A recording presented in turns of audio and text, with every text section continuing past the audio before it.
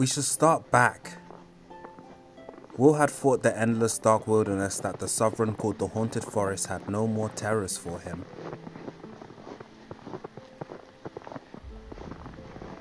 But something was different tonight. 9 days they had been riding north and northwest and then north again, hard on the track of a band of wildling raiders. Each day had been worse than the one that came before it, and today was the worst of all.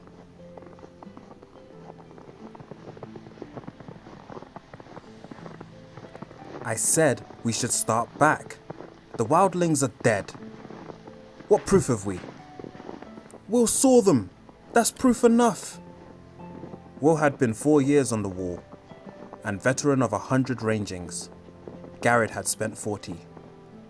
Mormont said as we should track them, and we did. But I don't like this weather. Will wanted nothing more than to ride hell-bent for the safety of the wall, but that wasn't something to share with your commander. So Waynar had been a sworn brother for half a year, and this ranging was his first. Tell me again what you saw, Will. Leave nothing out. It was hard to take orders from a man you laughed at in your clips. Camp's a bit farther on, over the ridge. I got as close as I dared. There's 8 of them, men and women both. No fire burning. The snow's pretty well covered it. No one moving. I watched a long time. Did you see any blood?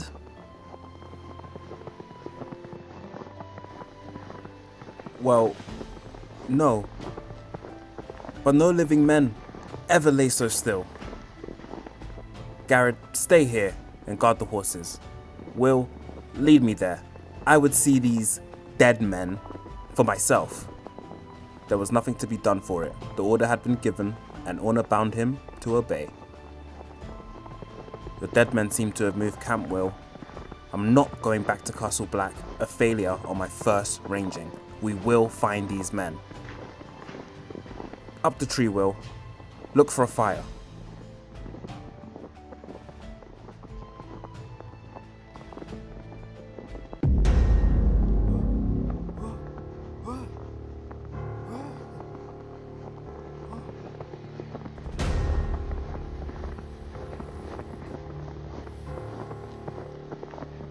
From where he hid, Will saw them emerge from the shadows, all twins to the first.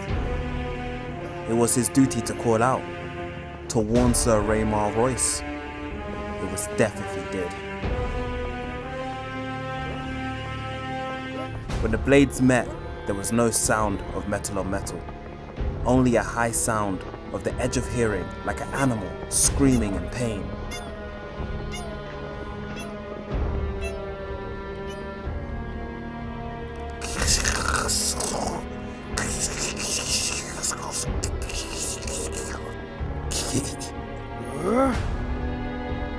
Robert!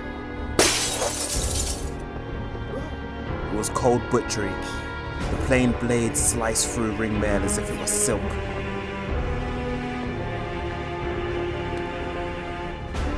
Far beneath him, Will heard their voices and laughter, sharp as icicles. A long time passed before he found the courage to look again. Will stayed in the tree, scarce daring to breathe, while the moon crept slowly across the black sky. Finally, he climbed down.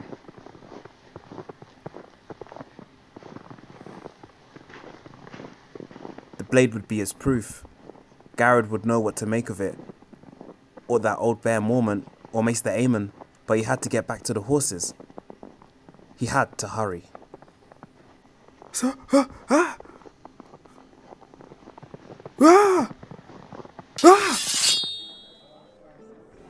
The morning had dawned clear and cold, with a crispness that hinted at the end of summer. This was the first time Bran had been deemed old enough to go with his Lord Father and his brothers Jon and Robb to see the King's justice done. In the name of King Robert of the House Baratheon, Lord of the Seven Kingdoms and Protector of the Realm, by the word of Eddard of House Stark, Lord of Winterfell and Warden of the North, I do sentence you to die.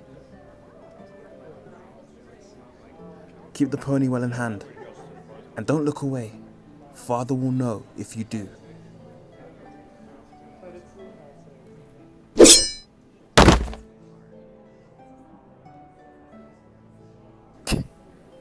I kicked it. You see, I kicked it. The young Greyjoy is an arse. You did well, Bran. Jon Snow was 7 years older than Bran. An old hand at justice. The deserter died bravely. He had courage at least. It was not courage, Robb Stark. It was fear. You could see it in his eyes. Others take his eyes. He died well. Ride you to the ridge? Done. Are you well, Bran? Yes, father. Only... Robb says the man died bravely, but Jon says he was afraid. Can a man still be brave when he's afraid?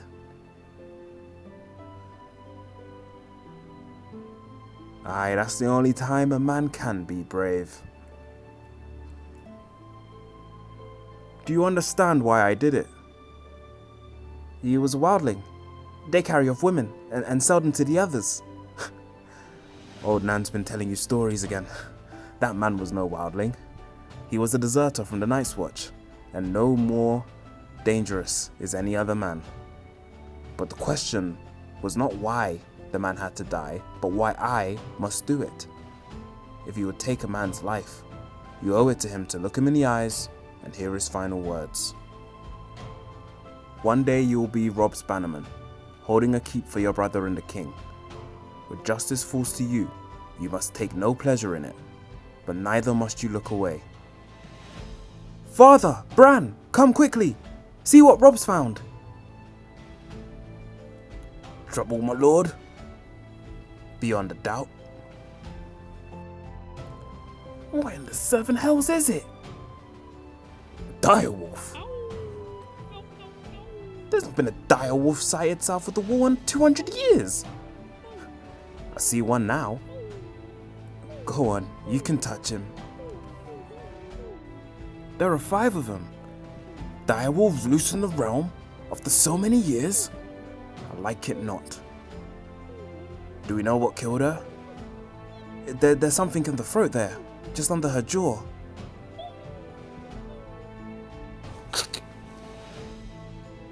A stag's antler. Surprised she lived long enough to whelp. No matter, they'll be dead soon enough. The sooner the better. Give the beast here, Bran. No, it's mine. Put away your sword, Greyjoy. We will keep these pups. Better a swift death now than a hard one from the cold. No! Lord Stark. There are 5 pups, Lord Stark. 3 male, 2 female. What of it, Jon? You have 5 true-born children. 3 sons, 2 daughters. The direwolf is the sigil of your house. Your children were meant to have these pups, my lord. You want no pup for yourself, Jon? I am no Stark, father. I was born without a name. My name is Snow. Bran understood what his brother had done. The Count had come right only because Jon had admitted himself. Eddard's bastard son. I will not have servants wasting time with this. If you want these pups, you'll feed them yourselves, and God's help you if you neglect them or train them badly. Yes! Yes, father! Jory, gather up the other pups. It's time we were back at Winterfell.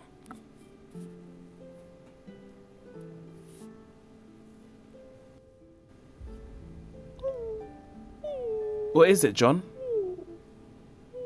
Can't you hear it?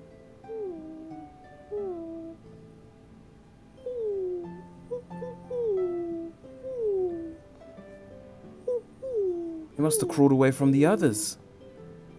Or been driven away. And now Bino, this one will die even faster than the others. Think not, Greyjoy. This one is mine. In Riverrun, where Catelyn had been born, the Godswood was a garden, bright and airy. The Godswood of Winterfell kept a different sort of wood. In the north, every castle had its godswood, and every godswood had its heart tree. Ned? Catelyn, where are the children? In the kitchen, arguing about the names of the wolf pups. Arya is already in love, and Sansa is charmed and gracious. Rickon is not quite sure. Is he afraid?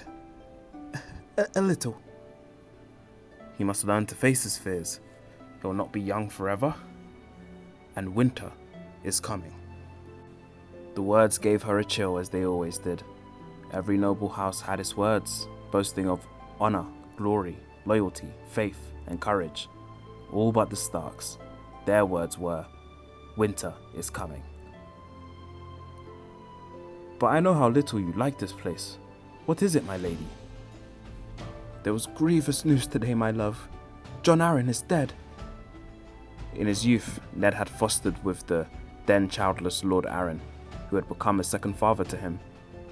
She could see how hard the news took him, as she had known it would, and she had also known his first thought would be of her. Your sister and a boy. Jon's son. What word of them? The message said only that they were well and had returned to the Eyrie.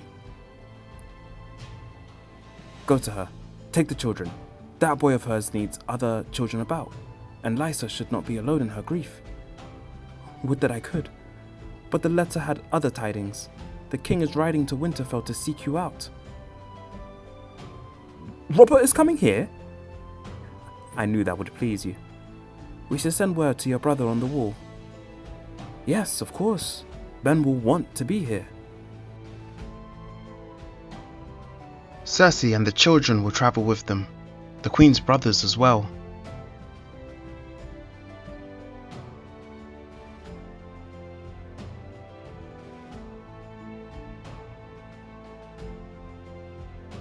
Well, if the price for Robert's company is an infestation of Lannisters, so be it.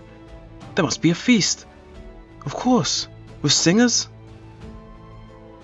Catelyn wished she could share his joy, but she had heard the talk of a direwolf dead in the snow, a broken antler in his throat.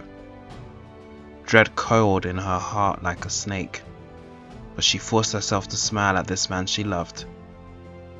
This man who put no faith in signs.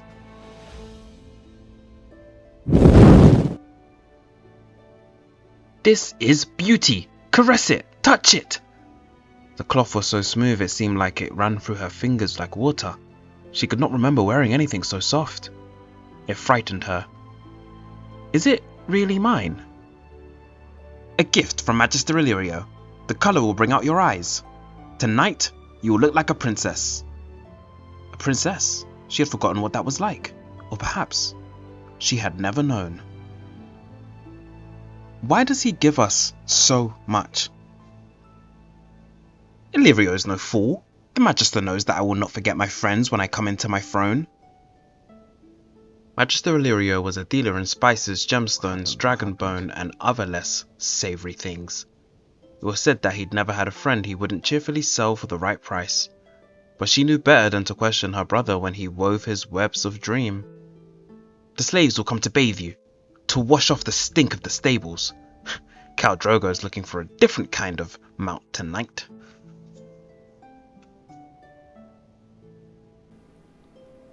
You will not fail me tonight. You don't want to wake the dragon, do you? No.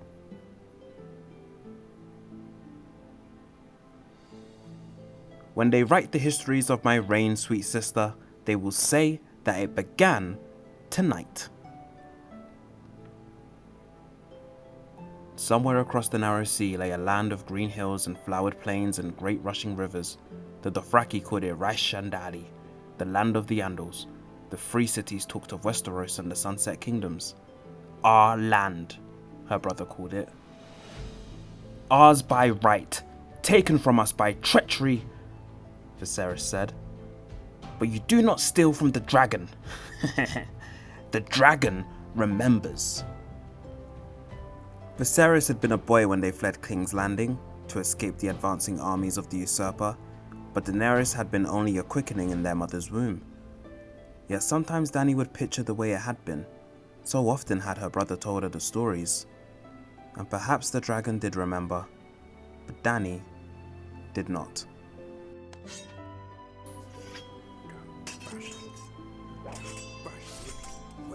Their brother Rhaegar battling the usurper in the bloody waters of the Trident and dying for the woman they both loved. Where is Lyanna? You don't understand. The sack of King's Landing by the men Viserys called the usurper's dogs, the Lords Lannister and Stark. Princess Elia of Dorne pleading for mercy as Rhaegar's heir was ripped from her breast and murdered before her eyes.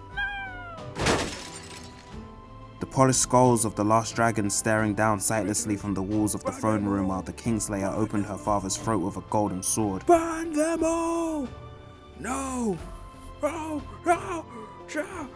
Traitor Kingslayer! She had been born on Dragonstone 9 moons after their flight. A summer storm threatened to rip the island's fastness apart. She did not remember Dragonstone either. The garrison had been prepared to sell them to the usurper, but one night Sir Willem Darry and 4 loyal men had broken into the nursery and set sail under the cover of darkness. They had lived in Bravos, in a house with a big red door. She had her own room with a lemon tree growing outside her window. When Sir Willem died, the servants stole what little money they had left, and soon after they had been put out of the big house. Dany had cried when the big red door closed behind them forever. They had wandered since. Stand there! Turn around! Good! You look regal! May the Lord of Light shower you with blessings on this most fortunate day, Princess Daenerys. Khal Drogo will be enraptured. Thank you, Magister Illyrio. Dany had always assumed that she and Viserys would wed. Dragons did not mate with beasts of the field, and Targaryens did not mingle their blood with lesser men. And yet now he schemed to sell her to a stranger, a barbarian. We won't need his whole Khalasar. 10,000 fighters will be enough. The realm will rise to its rightful heir. Viserys of House Targaryen, the third of his name, King of the Andals and Rhaenyra and the First Men, Lord of the Seven Kingdoms and Protector of the Realm. His sister, Daenerys Stormborn, Princess of Dragonstone. Those 3 are Khal Drogo's blood riders. Lord Viserys, the other is Ser Jorah Mormont. A knight? The usurper wants his head. Some trifling affront, selling poachers to slavers instead of giving them to the Night's Watch. And that is the Khal himself. Wait here, I'll bring him to you. Do you see how long his braid is? The Dothraki cut it off when they are defeated in combat. And he has never been... I don't want to be his queen. Please, please, Viserys. I want to go home. Home? They took our home from us. So how are we to go home? Smile and stand up straight and let him see that you have breasts. Your Highness, it is my honor to present Khal Drogo, your future husband.